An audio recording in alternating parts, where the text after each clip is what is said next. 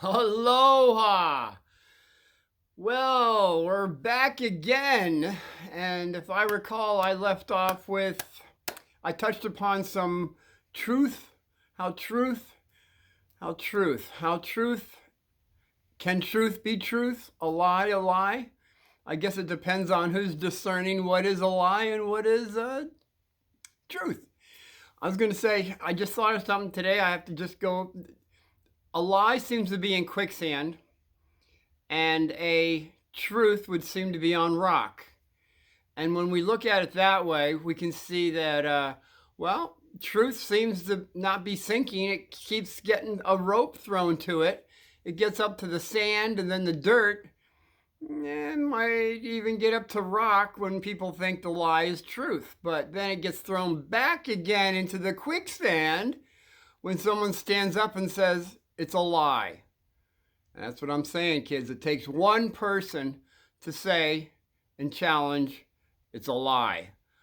When you know it is a lie, because you experienced whatever that person's saying is true, and you say, no, I've been there. And what you're saying, well, either you believe that, or maybe there's another way to look at it. So you don't come out and call someone a liar.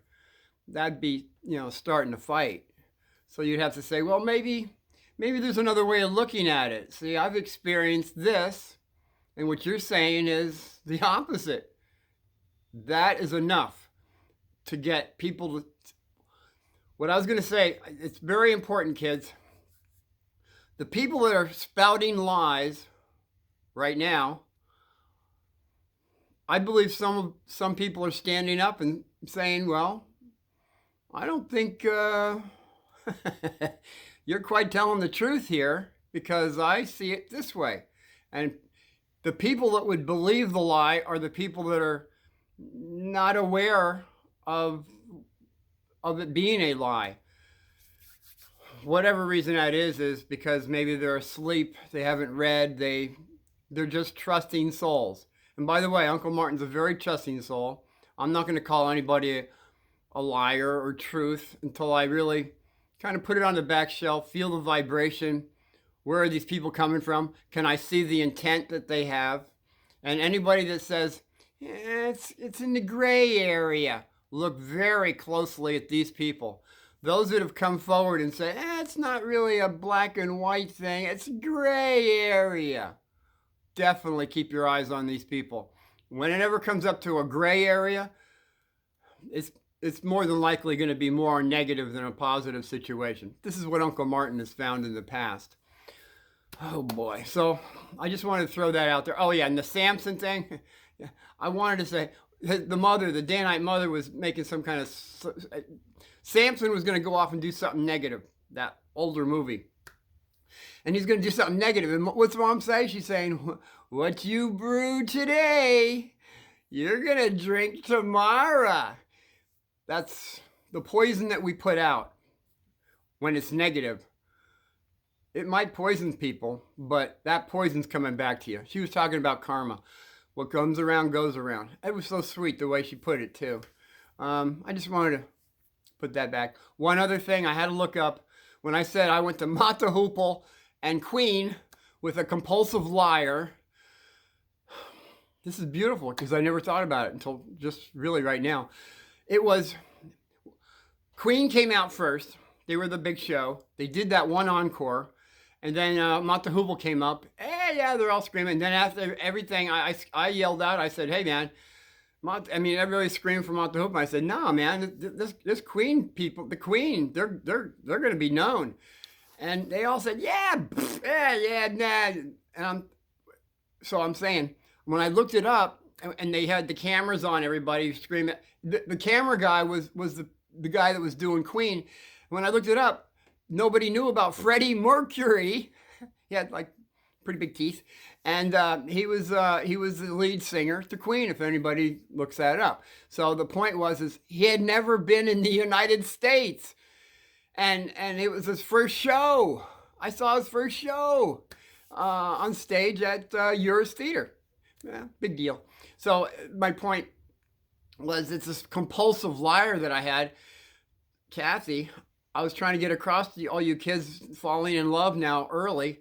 Absolutely. It's better to find that compulsive liar earlier in life, as I said before, because at least your heart is broken early and you have time to mend. And all of us have had a broken heart, probably. And it's really tough when you get a lot more experience down the road.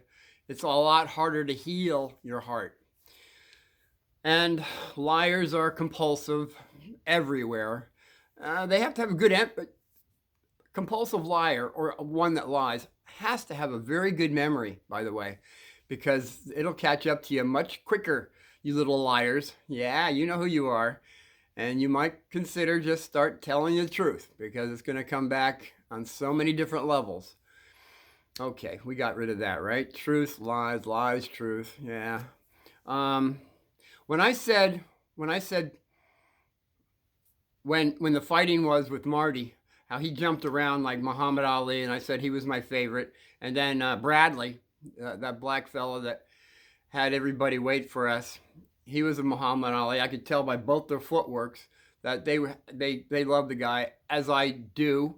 And I was wondering, did the guy, was Muhammad Ali following me or something? Because I was looking up how he was doing, and good gracious, he took his last breath back in 2016 when I was checking it out where that was. It was just not far from my house, and that's amazing that in Scottsdale, well, it was actually Paradise Valley, but the guy was a genius on so many levels. He was quick-witted. He had a message, I believe. Some people got it, some people didn't. I know a lot of prejudice was put on him. That was quite a burden, but he threw it off. He wasn't putting up with prejudice, and I admired that. That was, and plus the way he presented himself in an elegant way that maybe some people should maybe take a look at the way he put things across. I don't remember what year it was. I was on the railroad in New Jersey when he went to some college for something, and it could have been Harvard, could have been. I'm going to stay with Harvard. I'm giving a guess. You guys are kind of probably putting me to the wall on it, but I'm going to say I know it was in front of college kids, and he did this poem that stuck with me ever since I heard it, and I've heard different things from different people. Oh, he didn't do that. He didn't write that. He got that from somebody else, some other person, and he didn't make it. He took the credits and all that. Hey, I could care less. All I know is it was a fantastic poem, and that's why I memorized it back then. But I can remember some things, and some things I'm a little short on. So I actually wrote it down just so I didn't screw it up, because I feel it to be very prevalent at this time, very important at this time, that we can look at years ago a great man saying something that we might have to, I feel, initiate once again at this time. Okay, so I'm sorry I have to read this, but I don't want to screw it up, and I feel it to be a pretty important truth. When it comes out, it doesn't matter who's speaking it. Truth will, I believe, on Planet Terrific, everyone in their heart really knows the truth. From there, it's a matter of your free choice, if you will follow the truth or follow the lie. It's always our choice. So, excuse me for reading this off of paper. The face of truth is open. The eyes of truth are bright. The lips of truth are ever closed. The head of truth is upright. The breast of truth stands forward. The gaze of truth is straight. The truth has never fear and doubt. Truth has patience to wait. The words of truth are touching. The voice of truth is deep. The law of truth is simple. All that you sow, you reap. The soul of truth is flaming. The heart of truth is warm. The mind of truth is clear and firm through rain or storm. Facts are but its shadows. Truth stands above all sin. Great be the battle in life. Truth in the end shall win. The image of truth is Christ. Wisdom, message, its rod. Sign of truth is the cross. Soul of truth is God. Life of truth is eternal. Immortal is its past. Power of truth will endure. Truth shall hold to the last. These are very great words. I believe at this time we should live by. I don't care what color it came from, who originally had it, or brought it forward. It's immaterial. Truth is truth. A lie is lie. It's for us to discern. By and by, with which we will choose. And I believe at this time, Planet Terrific is seeing more truth now than they have in a very long time. I believe that's why the acceleration is going, because it's time that we do choose hot or cold. Hot or cold. And by doing hot, the truth, we'll be able to put forth more truth. I wanted to say this, that it does take one person to stand forth when they see a lie. And it's how you present yourself on not getting people excited about, you don't call them a liar. You just say, maybe there's another way of looking at this. And by, I'm saying also, if you know the truth more than in your heart, but you've experienced the truth and someone's telling the lie, you are as guilty by saying nothing when the lie is presented to you, because everyone around you is accepting the lie, and you're the only one apparently that's not saying something, or maybe other people are afraid. It only takes that one person to say, "I'm sorry, but I've done it this way, and I'm feeling it. What you're saying is," you can say it this way, "what you're saying is absolutely a little more negative than what I believe to be positive." And that would be a more presentable way than calling, "You're a liar!" Because that you're breaking Uncle Martin's first rule. You don't start a fight. You don't run from a fight. And, arm wrestling. It all depends on how that works. In a mob, it's a little difficult to arm wrestle. You remember back at that Zeppelin concert, I was apparently the only one standing out saying, "I don't no." I said no very loudly. As you recall, you got to go back to that. I'm not going over that. It just takes one person to stand forward and say, "Not on my watch." Then that's what it comes down to. Okay. Can I get to 8th grade? Yes, I can. Yes, I can. What was that? The little choo-choo. I think I can. I know I can. I know I can. Yeah, who was it? Was it his mom, his dad? Who wasn't being able to pull that train up the hill? It was just a little guy. I think I can. I know I can. I know I will. And he's over the hill, pulling that whole train. Oh, that whole train's going. That's all it is, kids. We might seem like we're a little toot here, but in reality, we're saying we can, rather than we can't. It's up to you if we can or we can't. It is always up to you. Can't is limiting. Can is positive. You're going forward. You're going backward. You can always choose. Okay. So the nun in 8th grade, she puts this we're learning politics. And I don't want to go there. It's, you know how I feel about touchy topics. And you know Uncle Martin doesn't go into touchy topics, okay? Um, uh, I'm just going to stay with this right now. She puts us in a horseshoe. 52, she's the head, I don't know if she's president, but we went in a horseshoe and everybody was there. And it was basically we had to bring a bill upon her desk, whether it be vetoed or not. It'd be up to us how we debated it. And I believe this is how it went.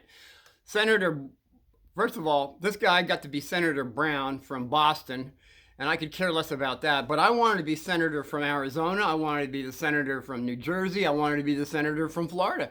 That's just how I felt about it. I told Sister right up, and she says, oh no, I got something for you. You're going to be the senator from Mississippi. And maybe the Senator Brown from Boston was seeing that I was standing up to old sister, to a sister that had more experience, but he liked that, I guess, and maybe he knew I'd already dealt with the whole bully situation, so I kind of made a lot of friends, which happens, kids, by the way, when things come out positively for you on the bully situation. So Senator Brown said, he addressed me and he said, which this is the way it works. He had a bill, so he said, apparently we all read the bill. All the senators read the bill, and now he gave me the floor, and he stood up and said, Senator from Mississippi, I would like to have your yay vote on this. Have you read this bill, Senator from Mississippi? I said, yes, Senator from Boston, I have read this bill. And so this is how it went. The senator from Boston says, well, Senator from Mississippi, I would like you to say yay on this damn bill. And Sister goes, she didn't know what was going on, and I caught on real quick, you know how I have credit. I said, Senator from Boston, I've read this damn bill, and I feel I cannot give you a yay. I will say nay to this damn bill. And Sister was getting really mad, but she couldn't do anything. It was fantastic. All the kids were catching on what was going on because you can't swear. You know, you can't, kid, you can't swear. Well, swearing is cursing, by the way. So there's two ways on words. And we were using it in a positive way, in a sense. Sister was really, she thought, wow, these kids, they got me here. I can't stop them. I gotta let them go. So we saw that, and so we went for the money on this. And I said, well, Senator Brown, I've read this damn bill, and I say that by putting this reservoir up and having this damn bill passed, all these poor folks down here they're gonna, if the dam breaks, they will be washed away. It was fantastic. We went back and forth for at least a half hour till finally Sister said, we're going to take a vote on this damn bill. It was fantastic, kids. It was everything a kid would want when it comes to debating. I believe the damn bill was passed in favor of it being passed. I'm making light of this, but I want to put a point across. I believe at this time, the Senate and the House can probably do a little more debating. All right, debate bills, and I didn't want to go here with politics, and this is all I'm going to say. I feel it's very important when bills are to be passed, when there's a lot of gray in there, and people are saying there's gray, but if we pass this, it'll be positive. Whenever I found it to be gray, it comes out more negative for the people. I found this to be true. So, debating, I believe, should be coming back into our forum only because we are not doing it now. I asked somebody about that recently, and I believe that gal that I asked, she says, no, they don't debate anymore. I said, they don't debate anymore? She says, no, they brought up like, it was one of the guys, they went out after they debated and they got shot out on the front lawn. There was that, and then there were some other things. And I think the consensus was now that when you debate, you're going to hurt somebody's feelings. You know how I feel about feelings. I said, do no harm, do no harm, do no harm, as far as even to hurt someone's feelings. Now that would be the law. That would be the law. And then Uncle Martin also said there is the spirit of the law. The spirit of the law is this.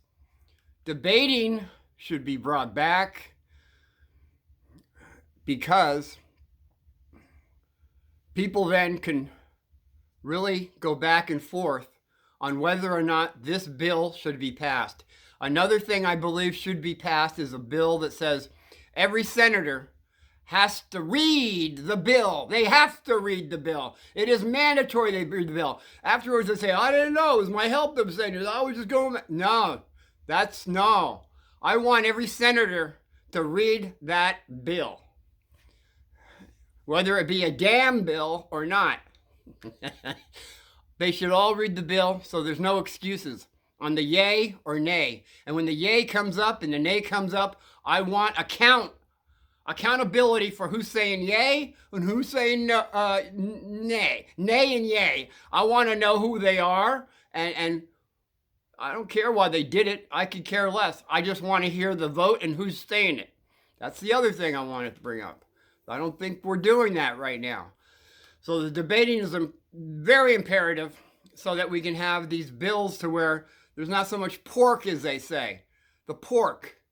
Pork is a lot of fat, you know. We all have bacon. There's not much meat on that. There's a lot of fat. And that could be a positive or negative thing. Anything you can pick on this planet terrific is going to be positive or negative. We're in a duality of a dichotomy of positive and negative. The whole universe is a positive and negative polarity, all right? This planet terrific and terrible, whatever you want to look at, is no different. So these debating things must come back to debate, is all Uncle Martin's saying. Anybody out there that understands where I'm coming from, please write me a note. I know there's a lot of people saying, no, I don't think we should do that. Well, Uncle Martin says, I feel it to be much more positive that we do debate rather than not debating. If all we're going to say is it's going to hurt someone's feelings, that's just not positive enough for Uncle Martin at this time. We have so many bills that are not being passed or being passed with no debating going on. I just wanted to say that because these are times where everything's quickening. And I think if we have some laws that are going to be more beneficial for everyone, it's going to be a lot more positive than what's been going on that seems to be a lot more negative. And that's just the way I'm looking at it. People probably are screaming that you're crazy and you're absolutely off the wall. But as they say, when you make spaghetti Italian-wise, you know, I mean, hey, when's the spaghetti? Throw it on the wall. And by the way, I say, kids, don't make sure the wall, well, if it sticks, it's ready. If it falls down, it isn't. That's just a simple spaghetti term. We don't want it too al dente, although some people want it al dente so they can cook it the next day. I understand, not too mushy. You foodies know what I'm talking about.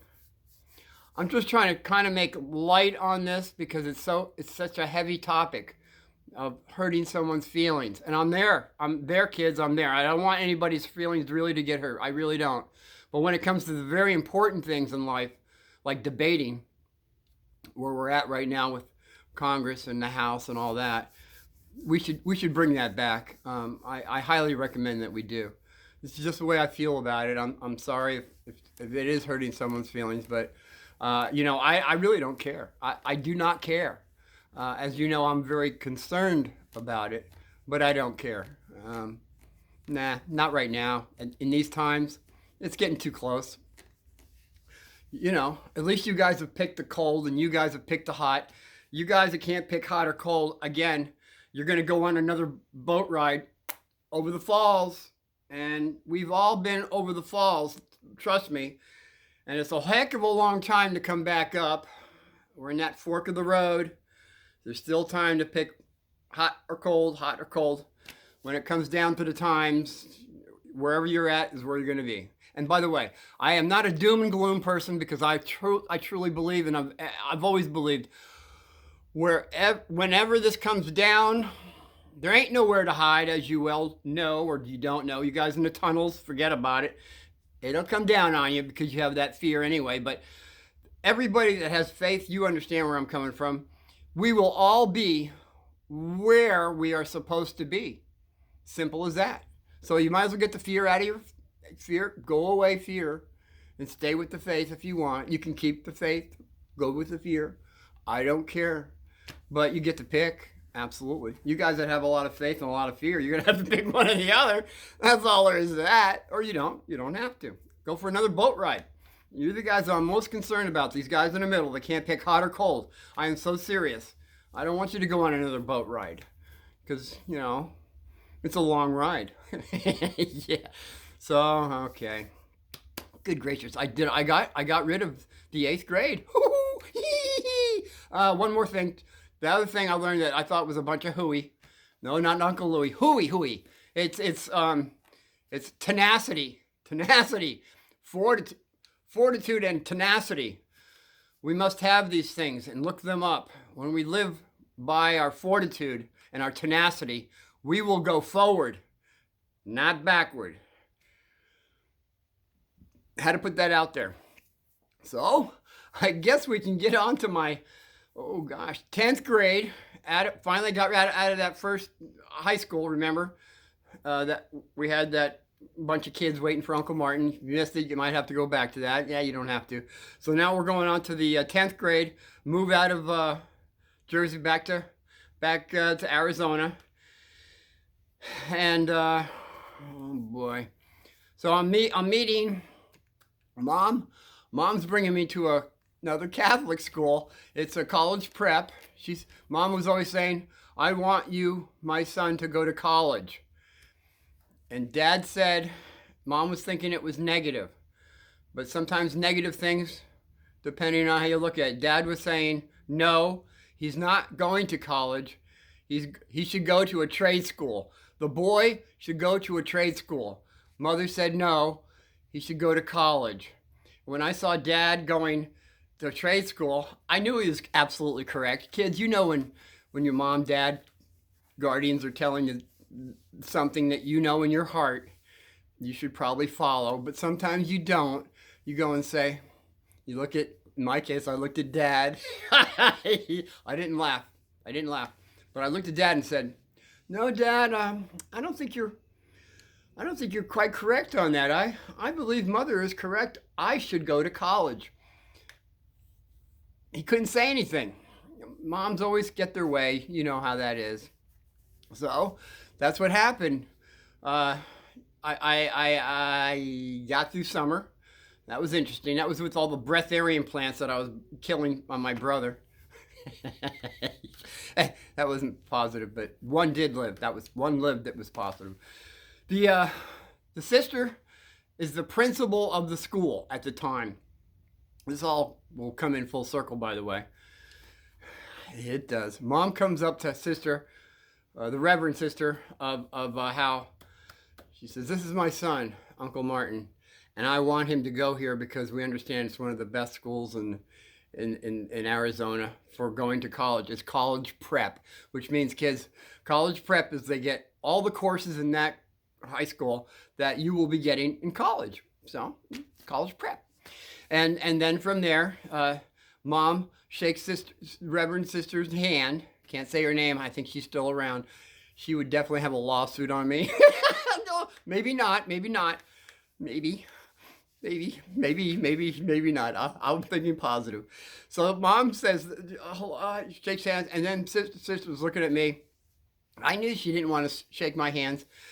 I knew it. I could tell by her face and her vibration. You know, Uncle Martin was, even then, I was an empath. Not quite telepathic yet, but I was an empath, as we all are. And so sister says, she looks at me and she says, I have to see his transcripts. As we know, children, transcripts are all the report cards you've ever had. She wanted to see just the transcripts from my last high school, which would have been enough for her. And God, I ran out of time. I'm sorry. I've got to go somewhere, and I promise. This is too fantastic. We're finally in my last two high schools. This is fantastic. So all I got to say now is I promise I'll be, when I come back, whenever that is, I promise I will go right to this where I've left off. And until then, aloha, be well.